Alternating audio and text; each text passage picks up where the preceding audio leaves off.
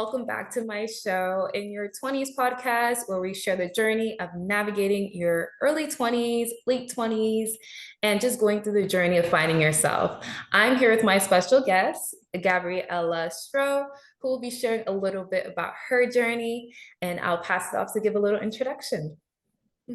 I really, really loved to be here, Jerian, and also really nice seeing you again. A little bit about myself. I am right now exiting my 20s. It's been a really long journey.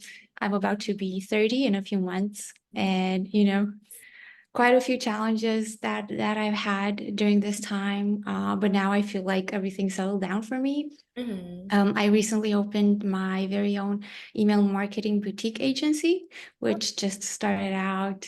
Really excited. Awesome. Um, Congrats. yeah, I've been through, a few career shifts, and I feel like everything happening so far led me to where I am today. A really happy, really good position, and I really want to, give more to people who might need it. Awesome. I love that. Well, first, congratulations on setting up that business. I know in my Thank you. journey of entrepreneurship, it's definitely a challenge. So, congratulations on setting that up. Also, big 29, about to hit 30. So, whoop, Yeah. whoop, whoop. Have anything planned for your 30? Not yet, but obviously I'm just gonna want to be, with my loved one, with my family, with my friends, and celebrate this big milestone. Yeah, it's a huge milestone. You went through your 20s. And now that you're wrapping it up, I guess run me down at least the first half of it. How was Mhm. moving from home? First, where is home for you? Where do you Uh, currently reside? for me, home is everywhere. I don't really have Mhm. a specific place. I feel like home is where your loved and your tribe is, where your Mhm. loved people is. I feel like home is people and not necessarily place. Mm. But I have lived for the majority of my life in Romania and Bucharest. That's where I'm from. That's where I'm from. Mhm. That's where my parents live. But throughout my life, I have been lived in other places as well, such as Spain. And now, recently, I'm about to accomplish, let's say, a year of living in Lisbon, Portugal, where I'm doing my master's in marketing research at the University of Lisbon. Nice. Congratulations on that as So well. So thank you. how would you say traveling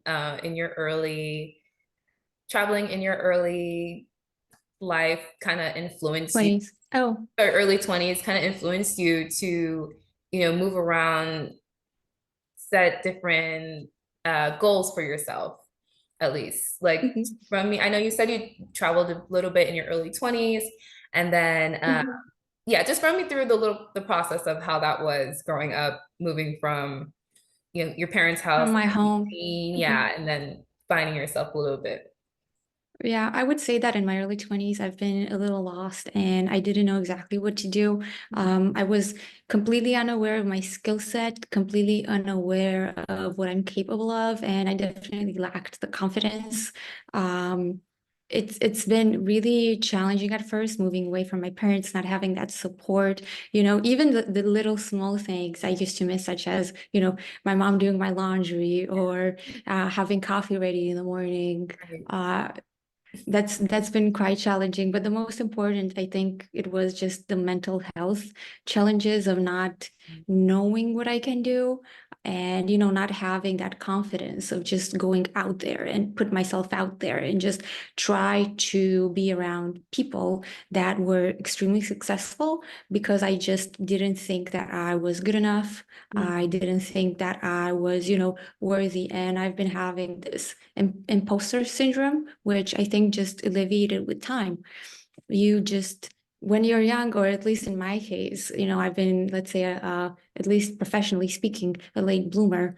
And I had a lot of my colleagues, a lot of my peers and friends, just in their early 20s, they had everything figured out, what university they want to go to, what courses they want to do, even their, personal life. They already knew everything. They had everything figured out. When I didn't, I felt, a little lost, like a lost little sheep who didn't know what to do Here. or where to go. And um, that was me.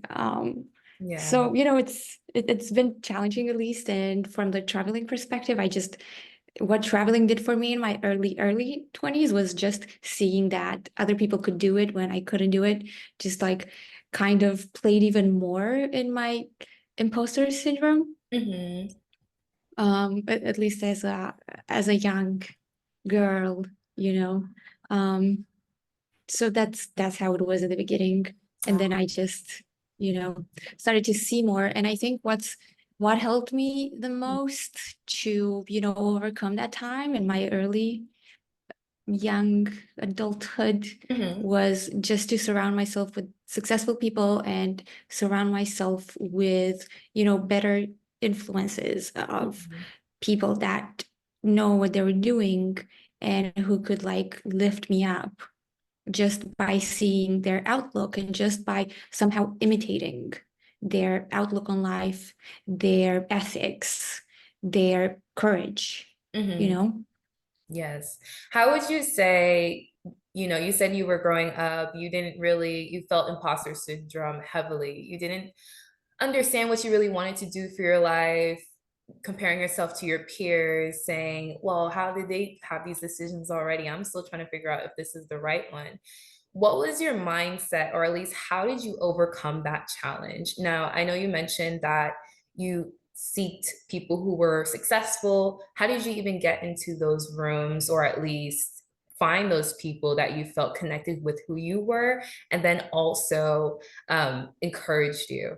So, I guess to break down the question again is just how did you overcome that comparison feeling and just keep moving forward, even though you don't know where you're stepping to? And then how did that also lead you into meeting the right people that pushed you even further to get to where you are today? Thank you. Yeah. Well, I think it's a gradual process and it just comes with that ability that I don't think that we're born with, Mm. at least not all of us, is just to discern who you make friends with and just who you let influence your life. I think that discerning capability just comes with time and it just comes with experience and just by meeting new people because you just meet people all the time.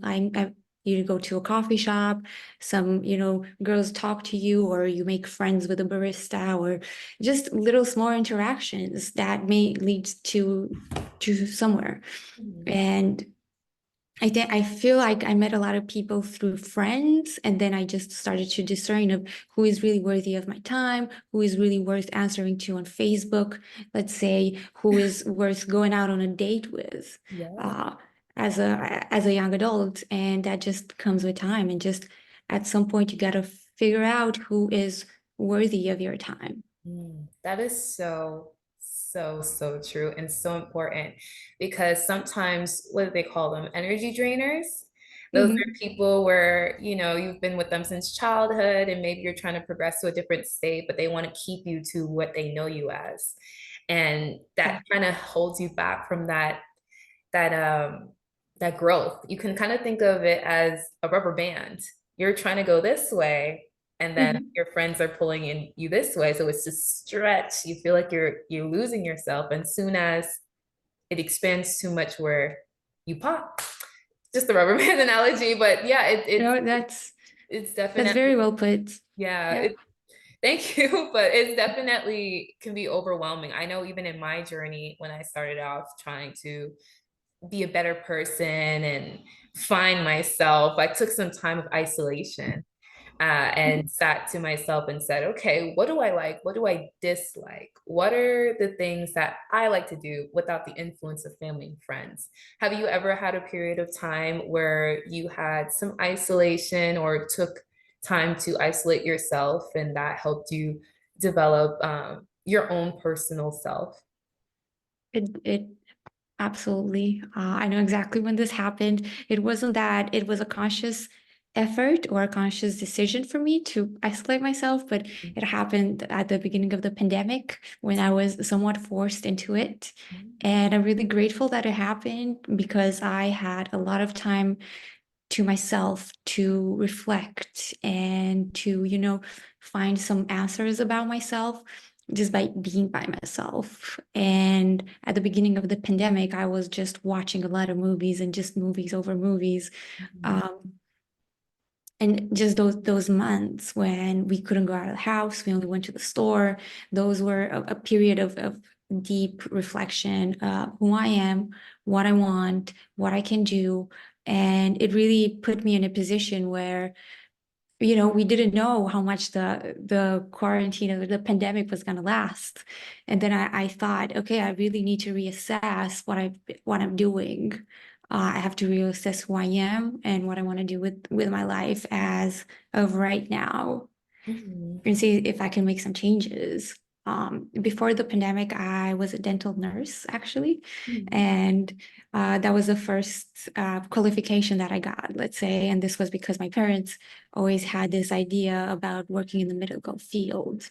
However, ever since I was a child, I would get sick when I would see a little piece of blood, Mhm. and this was very challenging. I was not happy. Um, and I guess when I was laid off as a dental nurse Mhm. and I had to stay at home in the pandemic, maybe that was the best thing that happened to me.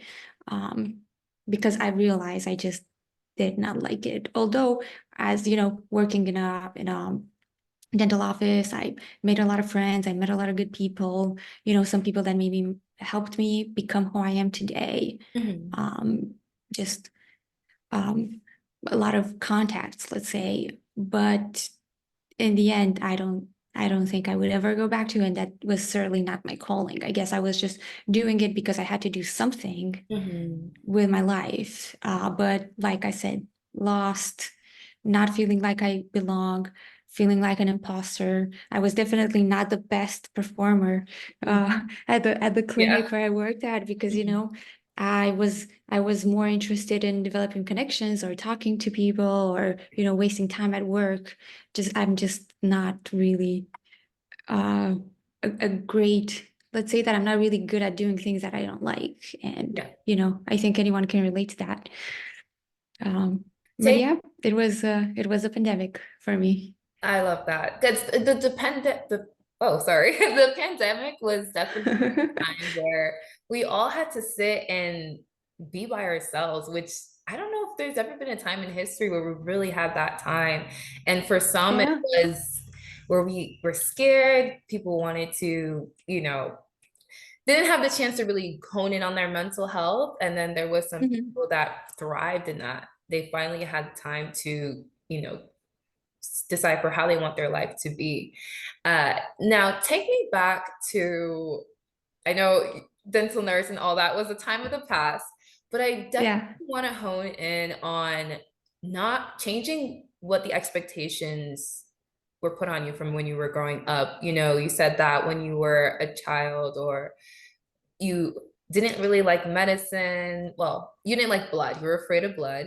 And your parents Mhm. had that expectation of you to do something in the medical field. But Mhm. internally, you wanted to do something different or find some other way where you can feel fulfilled. How did you go to that transition of, I guess, not filling the expectations of your parents, and then Mhm. also finding something that was fulfilling for you? How did you transition? Because that's always where people get stuck. They're like, I want Mhm. to make my parents proud, yet I don't want to lose myself. I still want to Yeah. do something that makes me successful. How did you go through Mhm. that transition? What was the thought process? What were the strategies you used to go through that? I think we just need to realize that we live for ourselves and not for other people. I mean, that's the most important. And then you also need to think about it like in such a way that, your parents will be just proud of you if you're happy. And, that's what a parent's role is. Now, again, a lot of parents are doing things that are good for their children, and it's always good to listen to them. And they obviously always have our best interests at heart, but you need to really make the difference between what you want and what your parents want. And of course, there will be some level of disappointment, at least in my case, there was, and there still is, at least from some parts of the family that, I work in marketing and a lot of my family doesn't even really understand what that is. I don't come from an environment of, high achievers. Let's say I come from an environment of only a few professions that are acceptable, Mm, such as being either a teacher or a lawyer or in the medical field. yeah. Like that's the only acceptable professions that were brought up in my family. And I just wanted something different. And I always had this immense I took this immense pleasure of talking to people, getting to know people, making as much friends as possible, and just having this activity of, being, let's say, useful, but in a different way. And going back to, parents, I think that we just, at some point, we need to make them understand that this is what makes us happy and this is who we are. And they just need to be happy for us, Mhm. That you is know? so real. That is so real. That's something I definitely understand and went through myself. I grew up, my mom wanted me to be an accountant, and I'm Mhm. like yourself, love talking to people. I was always a chatterbox. I don't know if you guys had parent teacher conferences, but that was something that was always marked when I was a child. They would be like, Mhm. Jody Ann's a great child, but she just sometimes talks a little too much in class. And I feel like that was Mhm. the first sign of me doing something that has to do with talking with people.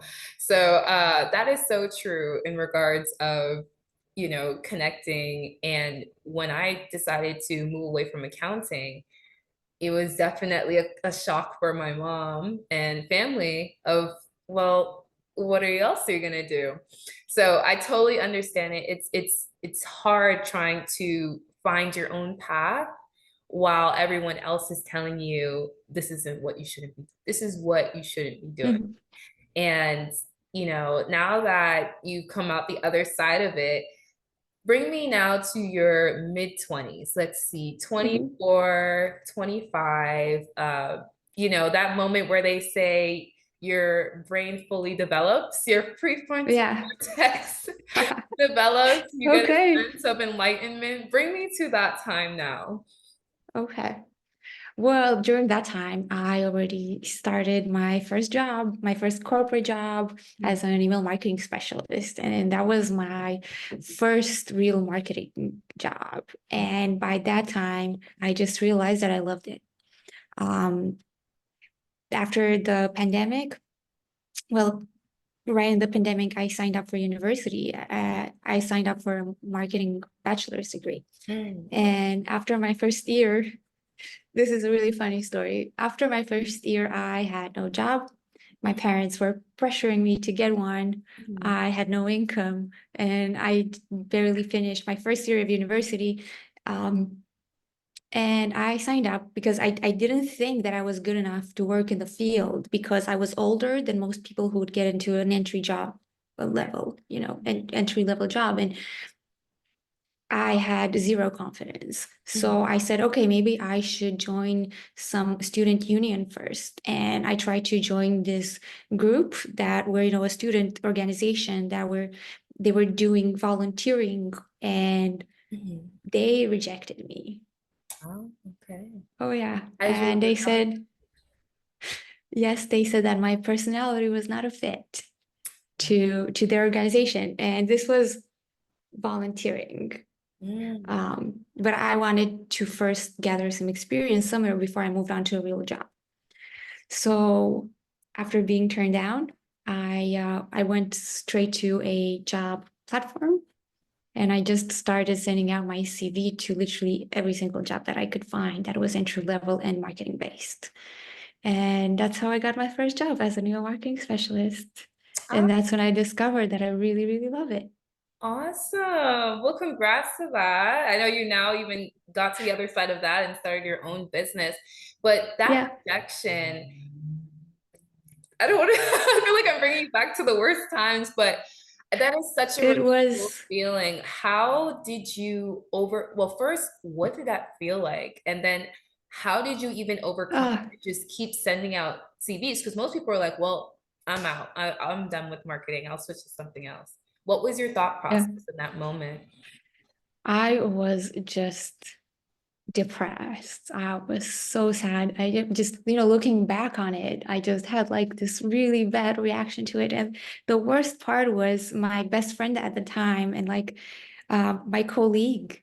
We both applied to be a part of this organization and she got accepted and I didn't.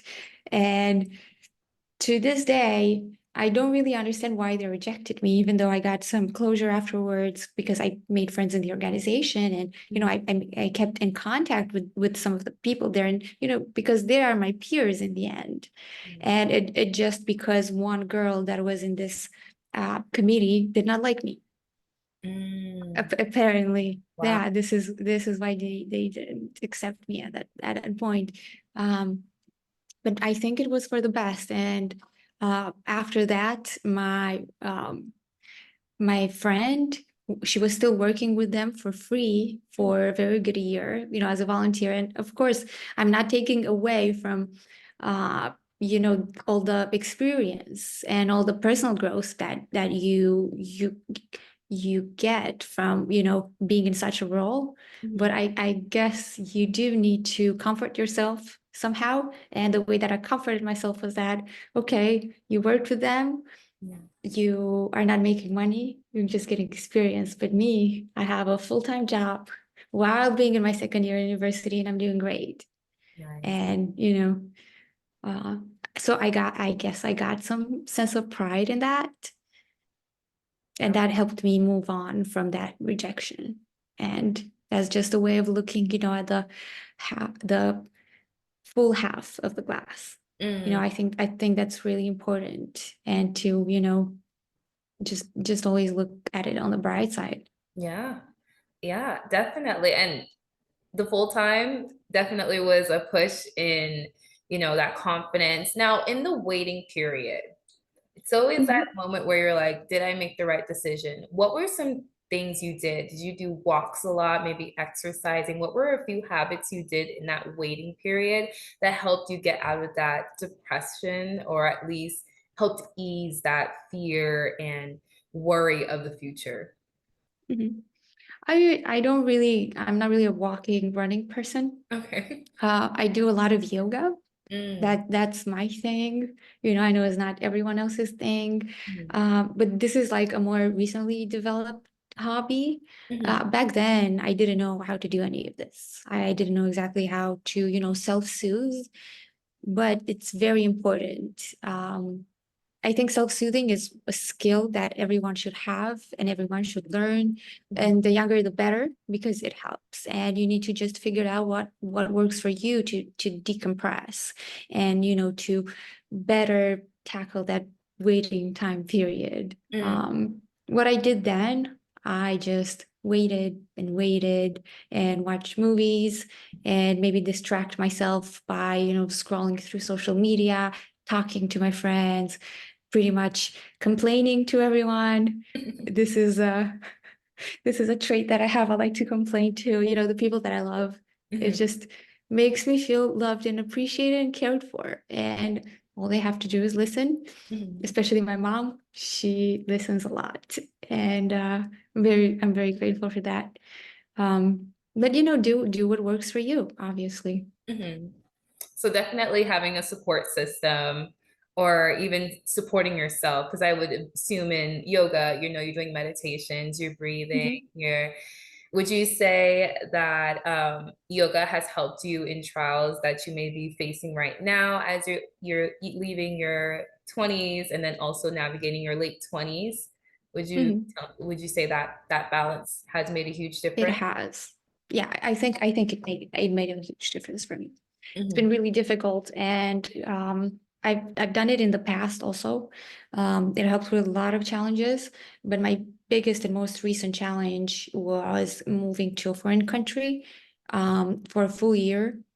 and just living here with no friends, just attending university. And it's been difficult because I'm an extremely social person, and I was just taken out of that support system that you just mentioned. Mhm. So when you're taken out of your support system, even if you talk on the phone all day long with the people that you love, is not the same because you're all alone. Yeah. And my support, my mental health support animal, my cat, it helped a lot. Mhm. And what also helped was just going to yoga and socializing with my university colleagues, socializing with other girls that went to yoga, Mhm. but just taking that time with myself to self-soothe and to just find some peace, Mhm. with myself. That really helped in the past year. Nice. Yes, coming from a social person as well, I'm in that same process right now of I moved to a different state, don't really have that Mm. support system I had.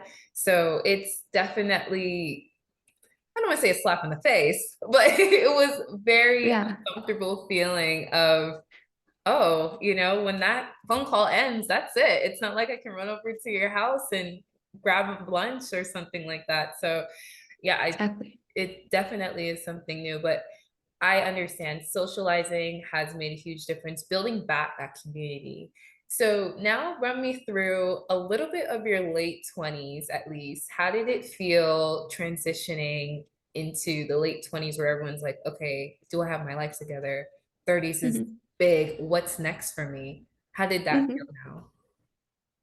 I think it just came, naturally. Let's say, I like to think that it's because I found something that I like. I found something that I'm good at, Mhm. and that just gave me that courage. Now, I'm not saying that all my fears and all my insecurities completely vanished, because that's not the truth. It's just that now I found like the strength to carry on and to put myself out there and to take risks, even if I have those fears in me, and I still have intrusive thoughts every day. I still feel like an imposter in a lot of situations. I still have, thoughts about, what if this doesn't work? What if you're not going to make it? What if something happens? What are people going to think of you? Yeah. I think you just need to accept these thoughts and accept the risks and just accept that it might happen, but at the same time, accept that they might not, Mm, just go and put yourself out there regardless. nice. And I think that's what works best for me. Mhm. Um, So, just putting yourself out there and just having the courage to do what you want to do. ah, yes, super important. And I agree. Definitely putting yourself out there. Even this conversation will bloom into new futures and new opportunities to get to where you want to be in your path. Now, as we close in time, give me 3 things you would tell each phase of your 20s advice. And Mhm. also in regards to, talking to a viewer that may be relating to who you are, what is some advice you would give younger Gabriela and then also Mhm. maybe someone who's viewing? Oh, okay. Well, the younger young Gabriela, who just finished, who just got out of her teenage years, I would say just keep exploring, keep trying things, keep, just expand on your knowledge and just try different things and see what you like and what you don't like, and just forget about what other people's expectations are, and just try marketing, try medicine, try being an influencer, try whatever you want, but just try it out and see if you like it. Because once you find something that you love and it's maybe your calling, then you'll see that it's pretty effortless. It doesn't mean that there's no effort in it, but Mhm. you will get like a day-to-day satisfaction and just a day-to-day happiness of doing what you love to do. And once you found that, that's where the hard work begins, I would say. Nice, yes. Uh, um, to, middle 20s, Gabriela, who's, discovering maybe what she likes, is Mhm. my advice is to keep doing what you're doing. You're doing great. Don't let those intrusive thoughts scare you. Don't let, some bad events bring you down. Just keep doing what you're doing. Have the strength, have the resilience, and don't give up. Mm-hmm. Yeah. And I guess towards the end of the 20s, Mm-hmm. my advice would be to, prioritize a work and life balance and prioritize your mental health and have fun while you're working because these years are not coming back.